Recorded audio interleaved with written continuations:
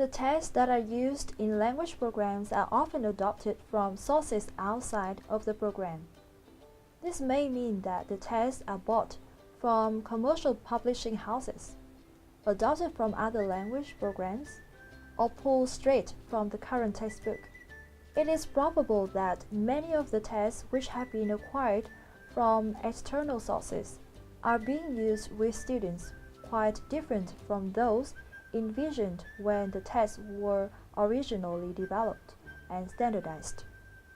Using tests with the wrong types of students can result in mismatches between the test and the abilities of the students, as well as between the test and the purposes of the program.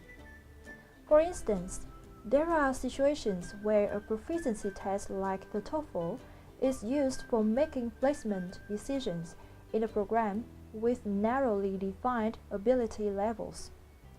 The decisions are being based on test questions that are to a large extent too easy or too difficult for the students involved. Thus, the test items are quite unrelated to the needs of the particular students in the given language program or unrelated to the curriculum being taught in that program. This lesson is divided into two main parts. First, test reviews are introduced as a tool to help teachers find a suitable test. Second, how to evaluate a published test and examine its appropriacy in your own teaching and testing context. Selecting good tests to match the purposes of a particular language program is therefore very important. However, making these matches properly is often difficult because of the technical aspects of testing that many language teachers find intimidating. In searching for tests that are suitable for a program, teachers and administrators may therefore wish to begin by looking for help from testing experts by reading test reviews. You can find test reviews in the review sections of language teaching journals, along with reviews of textbooks and professional volumes. Naturally, testing is not the focus of these journals, so test reviews tend to appear infrequently. Language Testing is a journal that specializes in articles on testing and therefore is more likely to provide test reviews. These particular reviews are sometimes fairly technical because the intended audience is testing specialists. For English teachers, though somewhat dated now, there is a book that provides a collection of practical and useful test reviews specifically designed for them. Most of the major tests available for ESL at that time are reviewed. One other source for language test reviews is available.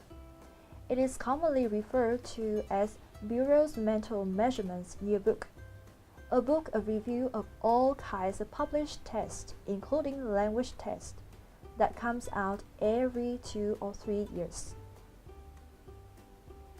Other approaches that teachers might want to use to improve their abilities to select quality tests for their programs would include informing themselves about language testing through taking a course or reading up on it.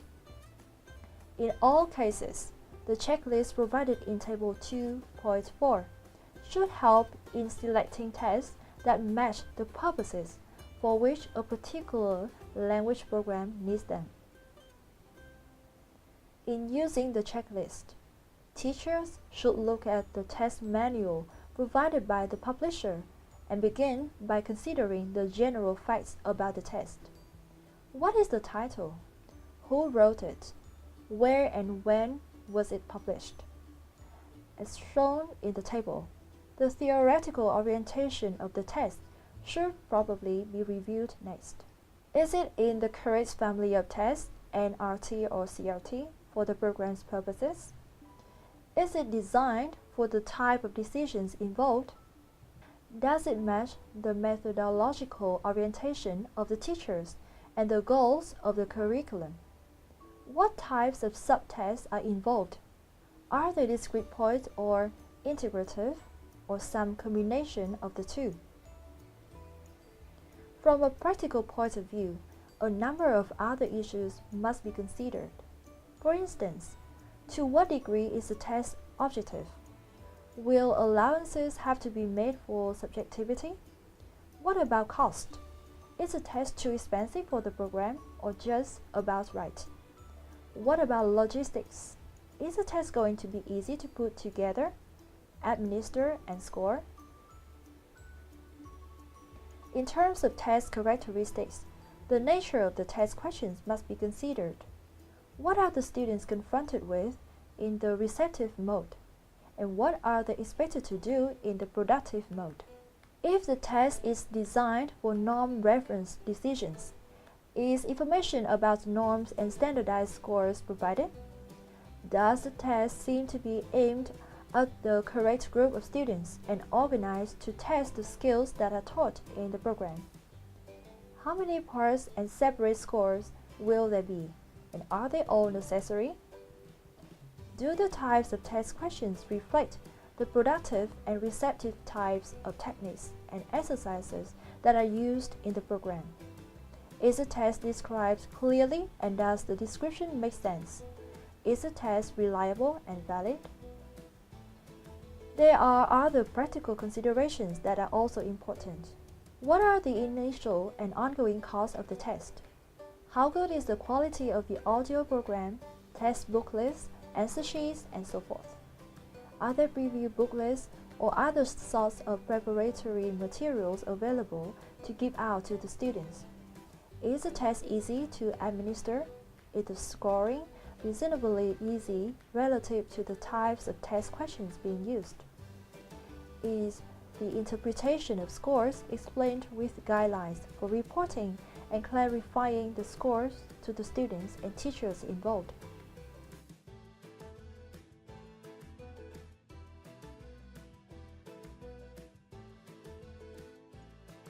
Hello again. Today we are talking about assessment and curriculum design. And today I'm drawing very much on my background as someone who researches and teaches in the field of language curriculum design. Here is the cover of a book which I co-authored with my colleague Professor Paul Nation, also at Victoria University of Wellington. And it's one of two books that we've done together about curriculum design.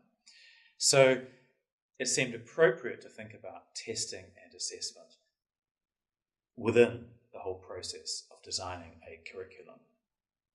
So today you're going to do two things. You will, first of all, understand about the importance of thinking about assessment before you start teaching. And secondly, you're going to learn a bit more about diagnostic assessment. So diagnostic assessment was one of the 6 forms of assessment that we looked at in another talk. But let me begin with a bit of a story. I remember when I first began teaching. And one of the things you got given as you became a teacher when you joined the school was a grade book. So this was a book in which you recorded the names of your students and the grades they got as the year or the term went on.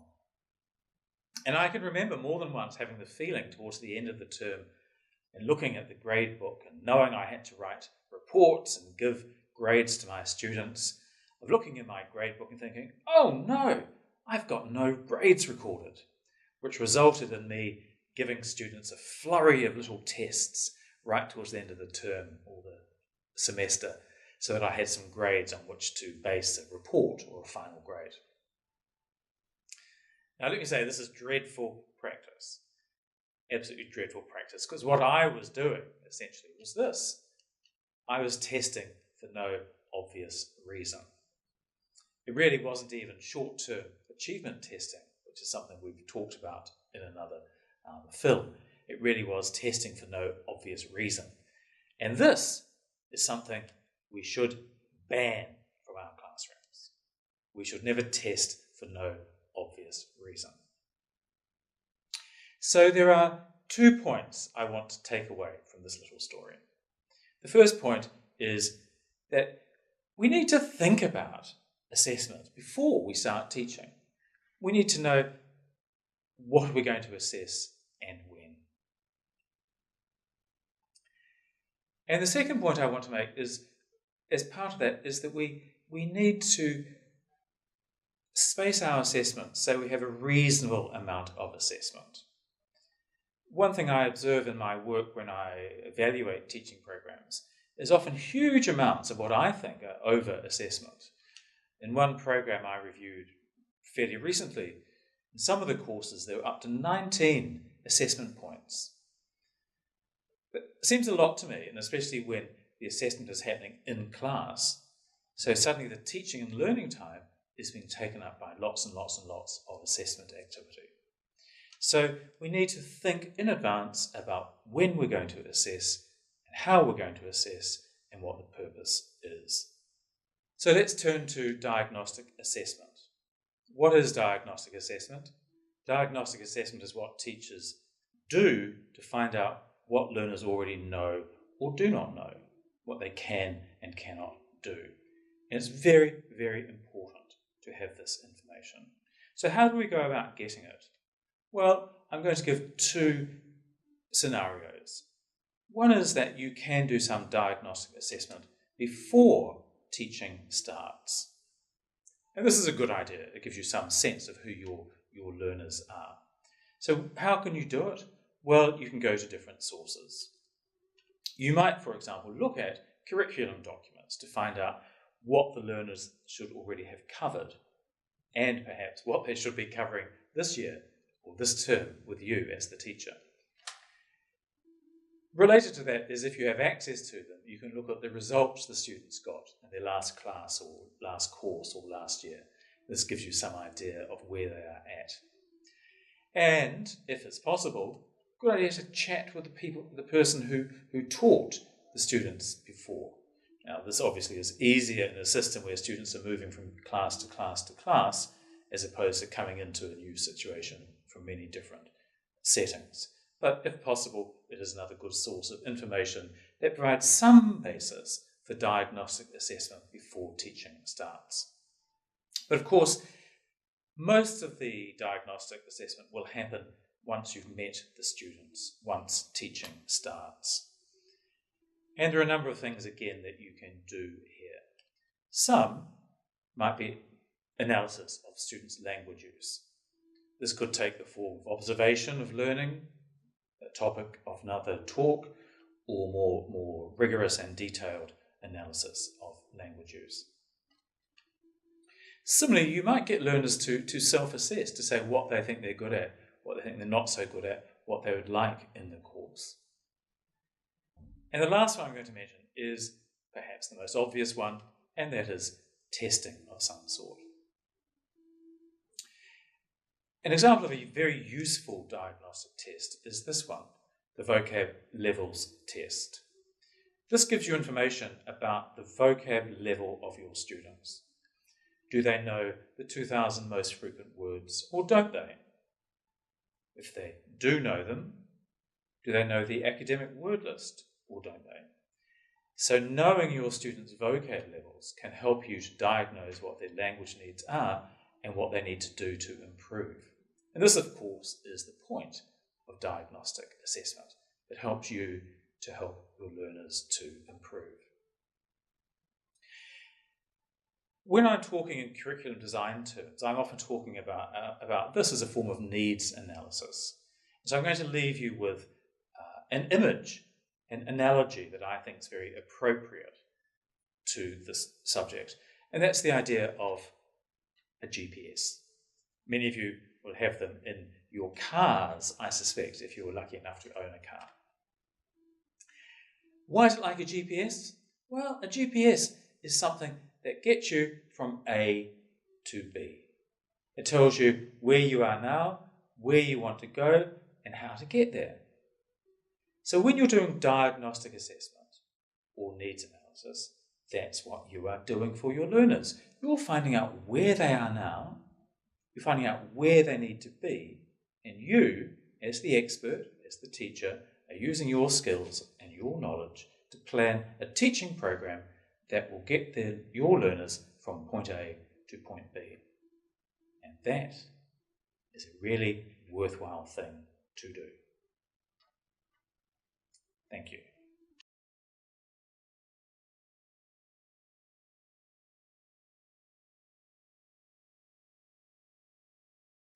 In short, there are many factors that must be considered even in adopting an already published test for a particular program. Many of these issues can be addressed by any thoughtful language teacher, but others, such as examining the degree to which the test is reliable and valid, will take more knowledge and experience with language tests.